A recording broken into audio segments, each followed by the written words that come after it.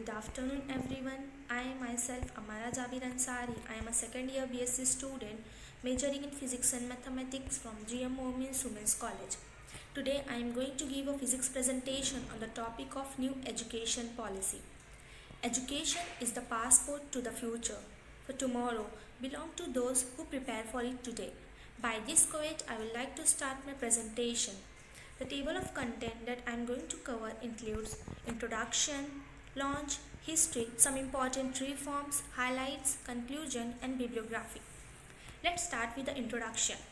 So, if you look at the history of Indian education, you will be surprised to know that there was no significant change that was made during the past 34 years.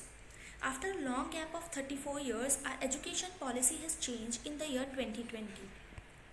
New Education Policy 2020 is also called as a National Education Policy, and it was launched on 29 July 2020 and it was approved by the Union Cabinet of India.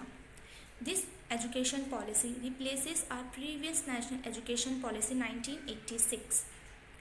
The aim of the new education policy is to make India a global knowledge superpower. However, there is a little bit delay in the new academic section due to the outbreak of COVID-19.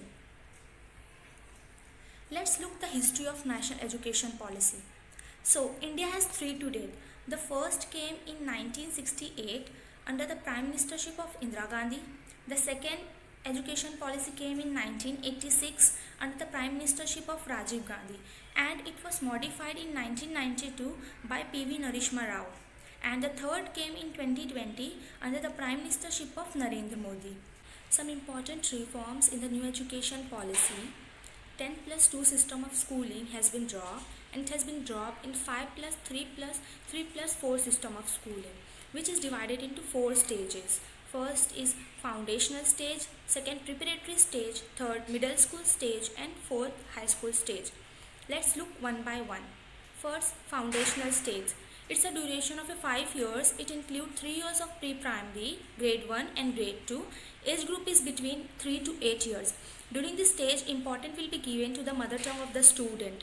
Second is preparatory stage. It's a duration of 3 years. It includes class 3, class 4 and class 5. Age group is between 11 to 8 years.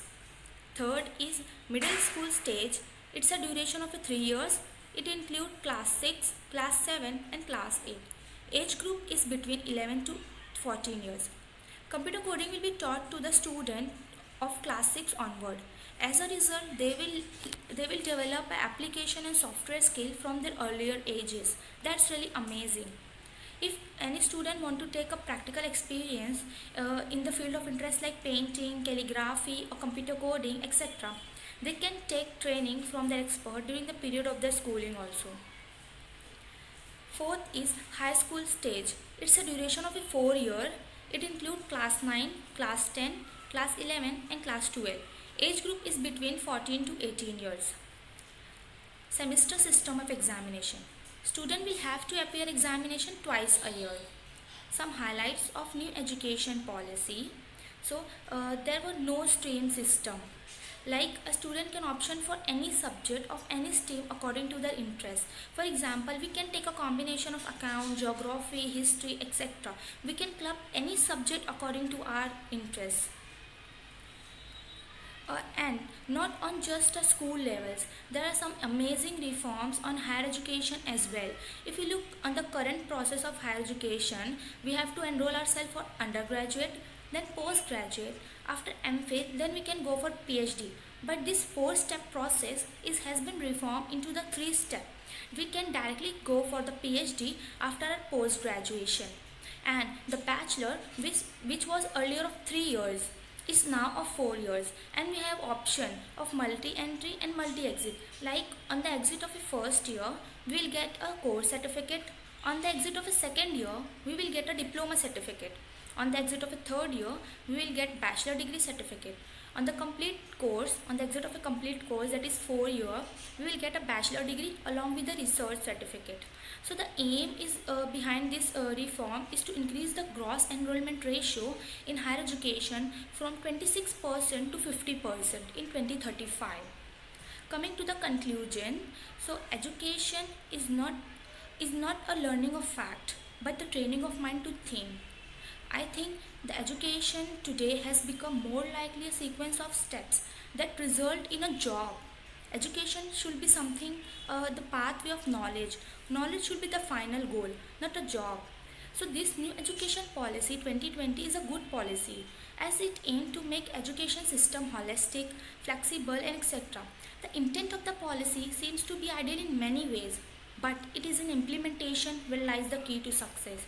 So I am hoping with my finger crossed that the way it looks on paper, it is implemented on the same way. Bibliography. So in my opinion, I have successfully completed my physics project under the guidance of our project in charge, Dr. Anik Srivastav sir, and I have searched the gathered information from Wikipedia. I have taken some reference article from Hindustan Times, News Express, and etc. I would like to thank all these websites for providing content of my presentation. Lastly, thank you for your patient listening.